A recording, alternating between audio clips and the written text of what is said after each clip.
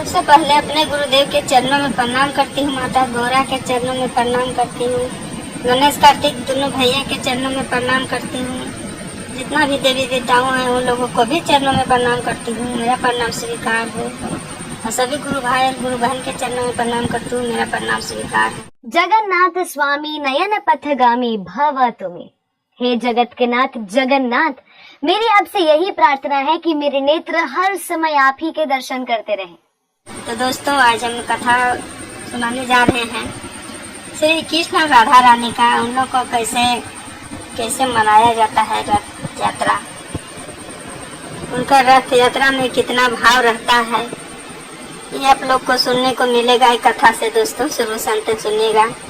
अच्छा लगेगा तो लाइक कर दीजिएगा, शेयर कर दीजिएगा। दोस्तों, कमेंट में जय जगन्नाथ जरूर लिखिएगा।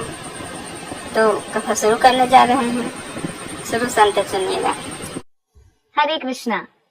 व्रजेंद्र नंदन श्री कृष्ण के प्रति श्रीमती राधा रानी का प्रेम कितना अटूट है, ये रथ यात्रा की लीला से पता चलता है। और इस निस्वार्थ प्रेम का आस्वादन करके श्री कृष्ण का भाव कैसा हो जाता है, उसका प्रमाण भी साक्षात श्री जगन्नाथ जी का रूप ही देता है।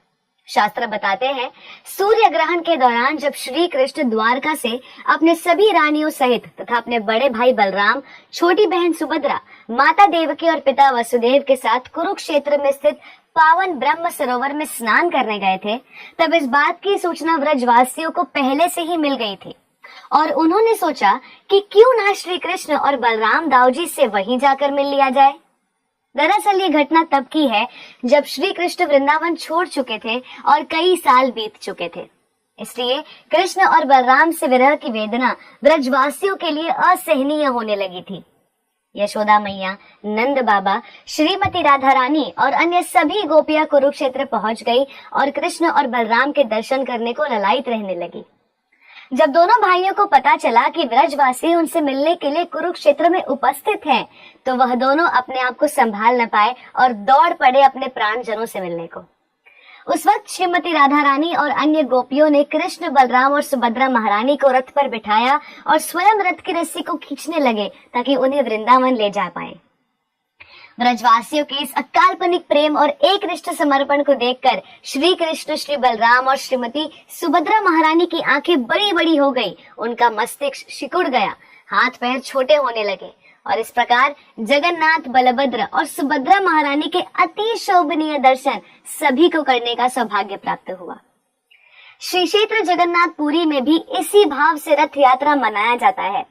जगन्नाथ, बलभद्र और सुभद्रा महारानी के विग्रहों को गर्भगृह से बाहर लाकर उन्हें तीनों को अलग अलग विशाल लकड़ी से बने रथ पर बिठाकर रथ को एक लंबी रस्सी से भक्तजन खींचते हुए गुंडीचा मंदिर में लेकर जाते हैं, जहां ये तीन भाई बहन 8 दिनों तक विराजमान रहते हैं। असल में रथ यात्रा भक्तों का अपने भगवान को अपनी प्रेम और भक्ति से आकर्षित करने का एक जरिया है और श्री कृष्ण भी उसी भक्ति के प्रति आकर्षित होते हैं जिनका समर्पण उन पे एकनिष्ठ हो जाए। आप सभी को रथ यात्रा की खूब खूब बधाई। तो मेरे साथ बोलिए, जगन्नाथ, बलभद्र, सुभद्रा महारानी की जय।